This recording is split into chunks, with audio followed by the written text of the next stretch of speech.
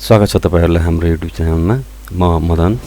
आज फेरि म तपाईहरु माझमा अर्को एउटा भिडियो लिएर आएको छु। यो भिडियोमा म तपाईहरुलाई Google Play Store कसरी विन्डोजमा इन्स्टल गरिन्छ भन्ने कुरा देखाउने छु।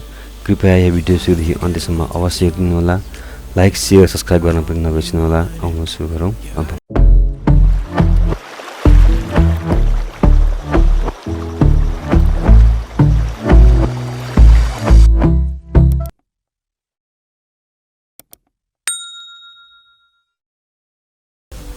फर्स्टमा गुगल क्रोममा जाउँ।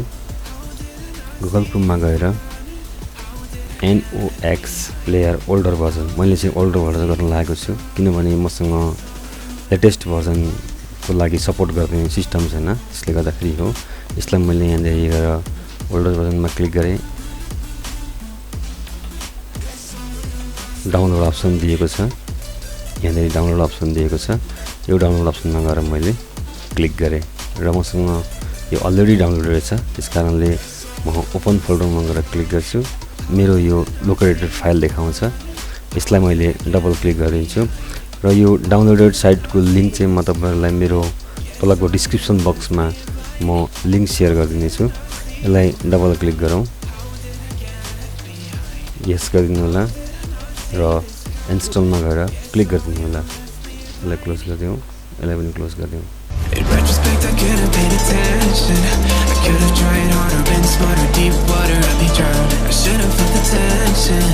Overreacted and acted childish, impacted his own crowd. Install भइसक्यो। यसलाई तपाईले स्टार्टमा गएर click Give me space and get out of your way. How did I not see this coming? You leave them one day. यो सुरु भयो। यसरी सुरु हुन्छ भनेर देखाइरहेको छ, यहाँ डिस्क्रिप्सन पनि दिएको छ यहाँनेरि। यसलाई नेक्स्ट गरिदिनुहोस्, यसलाई पनि नेक्स्ट गरिदिनुहोस्, गट इट गरिदिनुहोस्। NOX प्लेयर यहाँ देखिन्छ। यहाँ गुगलमा गएर क्लिक गर्नु होला र यहाँ प्ले स्टोर दिएको छ। यो प्ले स्टोरमा यहाँ एकाउन्ट, गुगल एकाउन्ट नयाँ युज गर्ने कि अथवा पुरानो एकाउन्ट युज गर्ने भनेको छ। यहाँ म एक्जिस्टिङ एकाउन्टमा गएर गर्छु र यहाँ इमेल एड्रेस तपाईको एन्ड्रोइडमा रजिस्टर भएको हुनुपर्छ इमेल एड्रेस।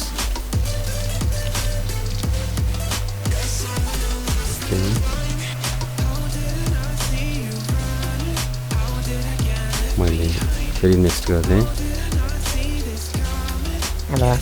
गुगल प्ले भन्ने आयो। मैले यहाँनिर गएर टाइप गर्छु गुगल प्ले स्टोर एपमा गएर टाइप गरिसकेपछि यहाँ गुगल एप स्टोर भन्ने आयो। मैले यहाँ गएर इन्स्टल गर्दै एक्सेप्ट, डाउनलोडिङ हुँदैछ यो र यो इन्स्टल पनि भयो। यहाँ ओपनमा गएर क्लिक गरेँ मैले यसलाई। यो अब मोबाइलको फर्ममा आयो। यो ओके गर्दै मैले प्ले स्टोर यहाँ एभाइलेबल भएको छ। ब्याक गरौँ, नेक्स्ट गर्दै अब प्ले स्टोर यहाँ खुल्छ। अलाउ गरिदिउँ। प्ले स्टोरमा क्लिक गर्ने, अलवेज गर्दै मैले भर्जनसँग मिलिन भन्छ र केही फरक पर्दैन।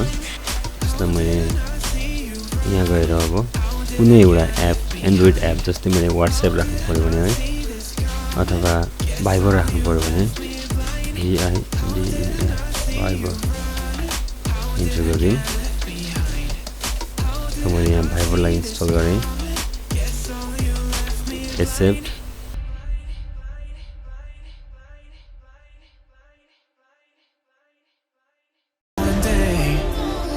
भाइबर इन्स्टल हुँदैछ। Pretending no one is to blame.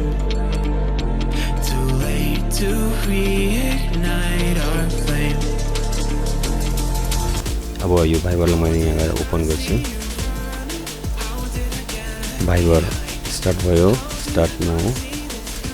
र यहाँ म लोकेसन दिन्छु मेरो फाइबरको लोकेसन कहाँ हो त्यहाँ अनुसार मैले यहाँ लोकेसन दिन्छु।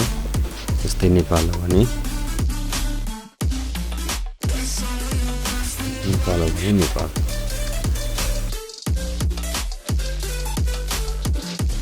सेलेक्ट गरेँ मैले र यहाँ मैले मेरो मोबाइल नम्बर राखेँ र कन्टिन्यू गरेँ, यस गरेँ। मलाई एउटा कोड आउँछ, कोड आयो, यो कोडमा मैले यहाँ टाइप गरिदिन्छु।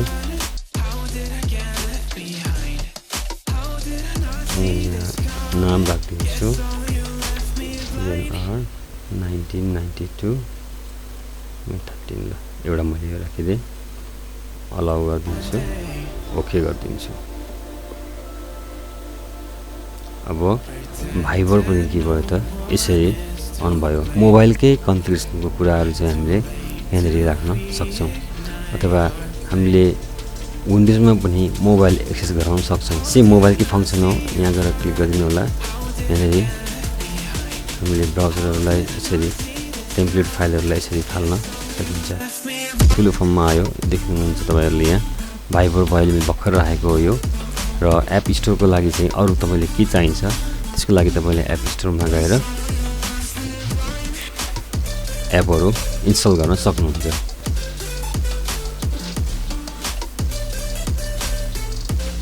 मेसेज पनि आइसक्यो, यहाँ देख्नुहुन्छ तपाईँ यहाँ।